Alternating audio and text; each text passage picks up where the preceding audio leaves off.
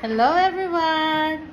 Luto tayo ng Masama ako. Maha Blanca! Since Easter Sunday nga ngayon at may atin kaming party, naisipan kong gumawa ng Maha Blanca. Thank you nga pala sa pinsan ko na si Ate Paulinette na nag-share sa akin ng recipe na to. Para makapagsimula na tayo ay hinanda ko ng mga ingredients. Gamit nga pala ako ng 2 cans of coconut milk, 1 can of evaporated milk, 1 can of condensed milk, and 1 can of kernel corn. Gamit din tayo dito ng 1 cup of white sugar, 2 cups of cornstarch, 4 cups of tap water, cheese for the toppings. Simulan natin ang paggagawa ng Maha Blanca sa pag-mix ng ating coconut milk, evaporated milk, condensed milk, and ng ating kernel corn. Separate bowl na may 2 cups of cornstarch. Ilalagyan naman natin ng 4 cups of tap water para tunawin natin ito. Kapag okay na nga ang cornstarch, i-mix lang natin silang dalawa at i-add na rin natin ang ating 1 cup of sugar. Mag-a-add na rin tayo ng cheese. Mix lang natin ulit mabuti bago natin ito isalang. Set nyo yung stove nyo sa medium heat lang. At sa pagluluto nga ng Maha Blanca, kailangan nyo na mahabang pasensya. Kailangan mo ang haluin ito ng 10 to 15 minutes hanggang makuha mo yung tamang thickness. Pag ganito na nga yung lapot nito, ay pwede mo nang i-turn off yung stove mo. Ready na rin siya para i-transfer. Lagay lang natin siya sa aluminum foil pan at maglalagay lang tayo ng grated cheese for the toppings. Ready na for the party!